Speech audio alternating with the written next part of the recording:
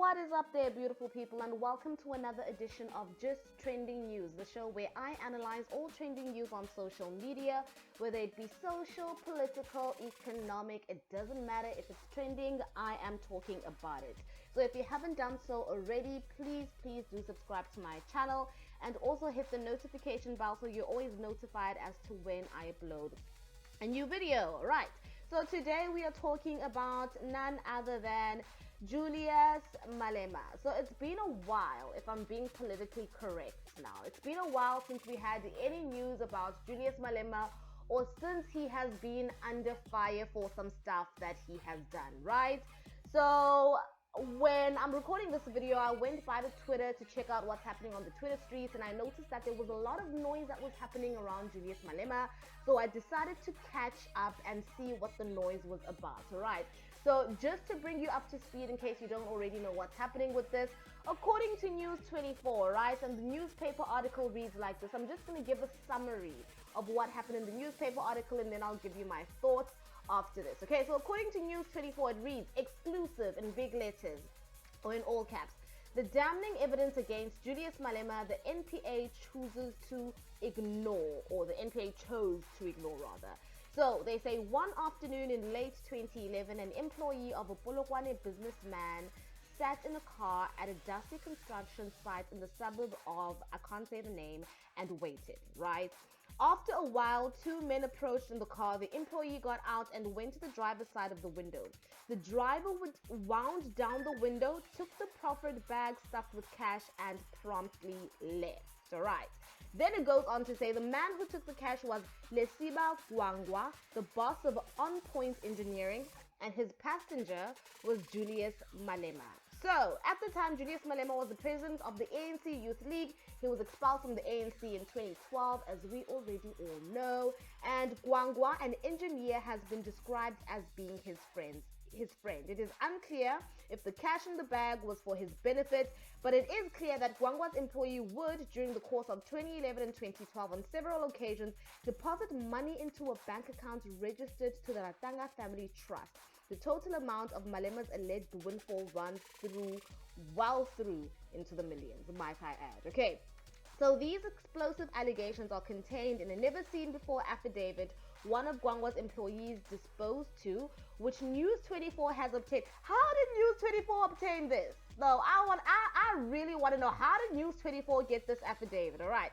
So News 24 has obtained, and it sets out in even greater detail that Malema's lifestyle was funded by Gwangwa with money from Limpopo's public coffers. Malema has refused to respond to a list of questions that has been sent to him this week. All right. So, I mean, okay, so if you ask me about my opinion, I'm not really the biggest Malema fan out there, okay? All the red berets, all you EFF people, please do not come for me. But I think, Malema's corruption record is as long as I don't know what. So when I saw the news today, I was just like, you know what? I am not even truly surprised. I don't even know, why people are shocked, but people are shocked, right? And there seems to be a lot of talk that's being said on the Twitter streets. Honestly, I feel like the political spectrum in South Africa right now is honestly so messed up. But it hasn't been, I will give him that, it hasn't been quite a long time, or it hasn't been a short time. Goodness, what am I trying to say? Basically, what I'm trying to say is that Malema hasn't been under fire in a very, very long time, okay? So when I saw him trending today, I was shocked, but also not shocked at the same time. I was like, you know what? Sometimes it's hot, sometimes it's cold, Obviously, all of these politicians have skeletons that they're hiding in their closet. And it was only a matter of time before we knew even more skeletons that Julius Malema does, because quite frankly, a couple of years ago or whatever, he was always in the headlines, always in the news. It was Malema corruption. And then the noise subsided for a little while, and we started focusing on other people such as Jacob Zuma. And we focused on Jacob Zuma purely because Malema was screaming, corruption. Do you understand? That's why we focused on Jacob Zuma. So now he's back under fire, and yeah, I think I'm pretty upset as to why he hasn't responded to the list of questions that was sent to him. Like, you know, if you know you're innocent, right? He hasn't said he's innocent, right? I'm assuming he's gonna come out here and say he's innocent to us. Come out here and lie to us and say I'm innocent, okay? So if you know you're innocent, then obviously, you know, if people have some questions, you can provide people with answers, all right? Okay. So now let's read some of your tweets on these Twitter streets. Twitter streets? Sorry guys, I'm a bit sick. Okay, so the first tweet comes from, I don't think I should say your names, but anyways, the first tweet reads, the idea that Julius Malema was used to remove Jacob Zuma is an extremely amateurish and juvenile political analysis. Woo! George. It is premised on a false assumption that removing Zuma was never EFF's strategic objective and therefore they were sidestepped, all right? Okay, so let's go over to another one. Okay, so another one says, I'm so upset. I can't believe white people, white media, and the AfriForum organization are coming after Julius Malema after Malema assisted them so much in their plan to out President Zuma. This is so unfair. Malema is supposed to be one of them. Can't believe they are doing this. All right. So that, you know, that tweet is clearly in support of Julius Malema. Right, so next one says, according to Malema's lapdogs, the chap is untouchable. How did we reach to a point where Julius is treated as a little god, or rather a little messiah who never did anything wrong? With all these allegations surrounding him, one wonders who's protecting him. And I do 100%, I agree, comrade. I agree. I'm like, when did we get to this point? We all know Julius Malema's track record. We all know what he's done in the past. We all know what he's been accused of in the past. So why are we acting like, you know, people are treating him unfairly? Come on now. Come on, guys. Come on. Okay, last tweet that I'm going to read before I give like sort of my final thoughts.